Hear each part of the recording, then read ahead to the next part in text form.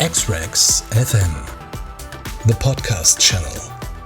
Give your company profile your voice.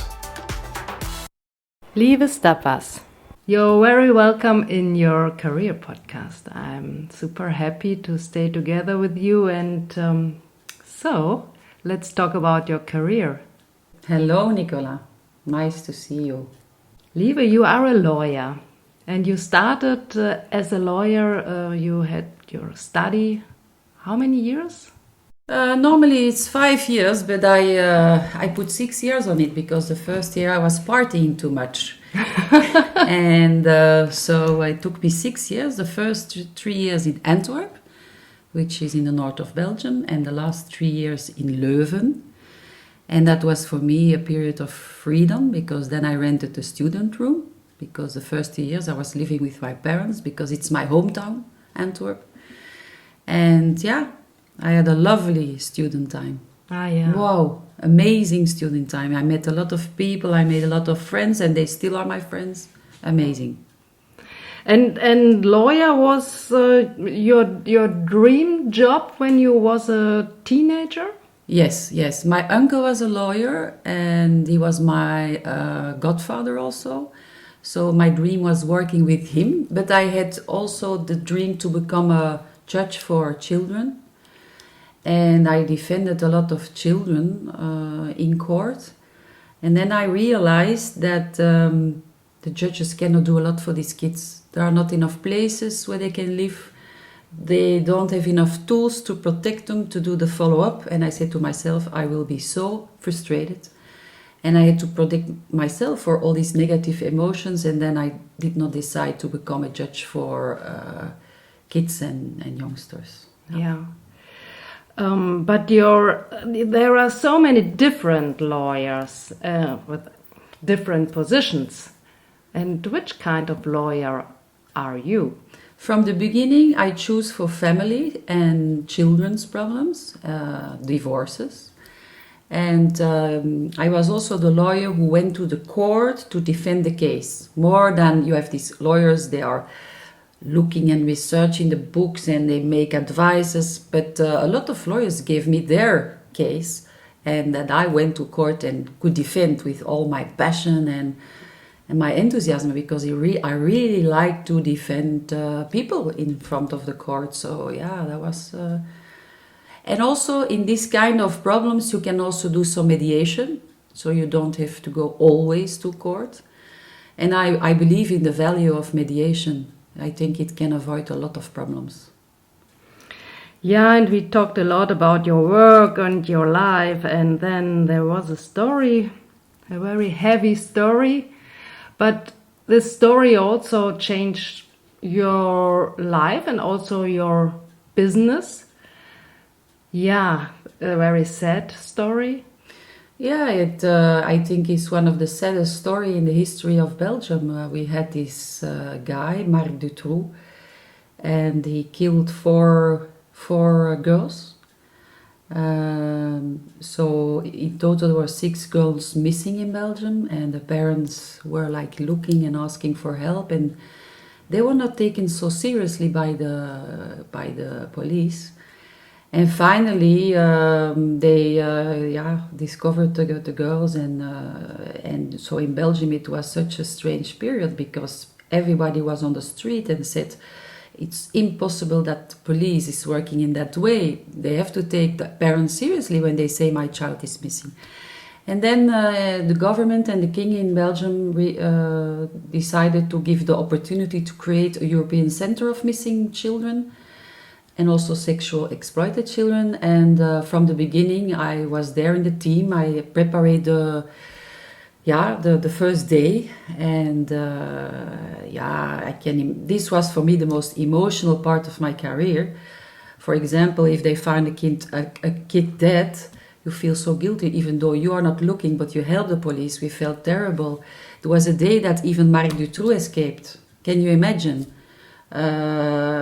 So a lot of emotions, a lot of frustrations, but also a lot of positive things. We could help a lot of people and a lot of kids, but it was very, very heavy. Mm-hmm. And you was working together with the highest positions in the police governments and also with the king, no? Yeah, so the king was following the center from nearby, and we had to give him feedback. We had also official agreements about how we work with police, and for the negotiation it was with the Minister of Justice or the highest police officer. And a lot of people were watching us because we were created because other people made mistakes. So we could not make a mistake. So there was a lot of pressure and also a lot of interest of the media. We were always on the news, in the newspaper.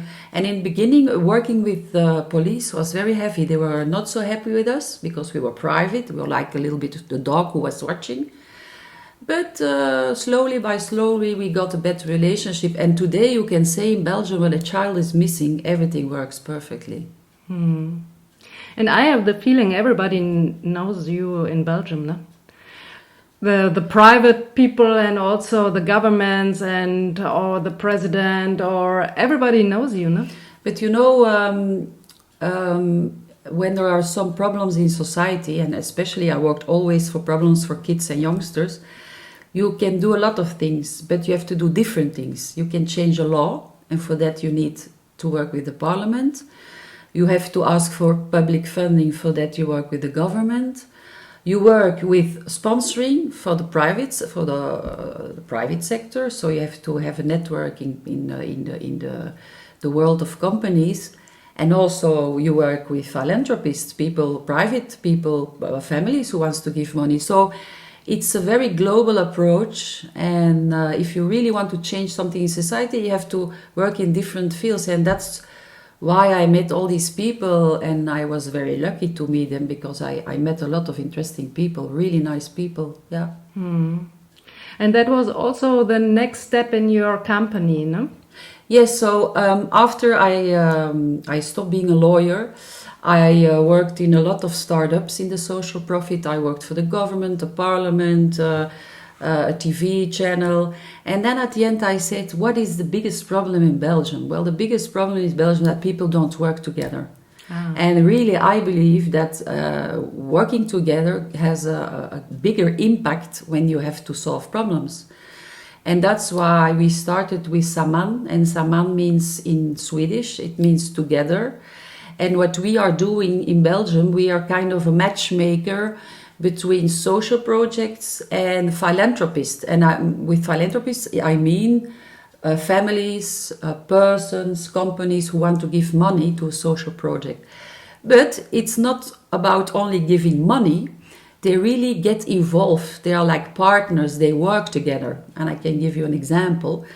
We have a long waiting list in Belgium, and I think with the COVID it will be increased, of people who have mental issues, mental problems. So there's a big waiting list, and it's quite expensive. So you have the social institutions who take care of them, but with a waiting list. And so we try to connect them with a company who wants to help them. But instead of giving money, the social institution gives also knowledge to the HR manager in the company for how he can or she can detect easily and faster when an employee has a burnout. So they share their experiences. The manager of the company helps the manager of the social project, its strategy and business plan. So it's an exchange of time, money, knowledge, and it makes the impact bigger. And also it makes philanthropy authentic, because when I give as a company money to a social institution who takes care of mental health, and I don't do anything for the mental health of my employees, then I have a big problem. Then you're not serious. So it makes also the philanthropy more authentic. Yeah, you have a wonderful philosophy with a big network in the background. And what is your goal for the next 1, 2, 3 years? My biggest goal are the youngsters. I organize also lectures with families about social issues and with experts who are sharing their experience. And I always push the parents to bring their parents to the lectures, because I believe that they will become the real Saman philanthropist. So for me it's important. So for example, when I have a client and he asks me, a family for example, he asks me to work with the kids, then I'm the most happy woman in the world because I really like it. And at the other hand, I also do believe in the Health Summit we organize together, X-Rex, and I really believe that also the Saman philosophy will be part of this Health Summit. And also I really want to share my knowledge about corporate social responsibility and slow philanthropy. I want to share it also with the CEOs who will hopefully come in October. Yeah. You are a wonderful part in El Summit with all your innovation solutions, and also your standing. When you come in, you are always with open arms, and a big heart. That's my feeling, and thank you. You make my day. You make my day. Yeah, but it's true, and that's also very warm with you, and very important. And and you are so international, and you have a very open mind for every other cultures, languages. Yeah, languages I really like. I think it's important to learn languages when you get older. It's good for the brains. Yeah, I think so. Yeah. Or starting a new passion or hobby like the horse riding. I started at age of 55. Yeah. It was a dream and I did it at that age, and I really do believe it's important. Yeah, the dream is important. The dream, and then it becomes a passion, and age doesn't matter. A wonderful career. You have so many projects, so many years in your business and in your career.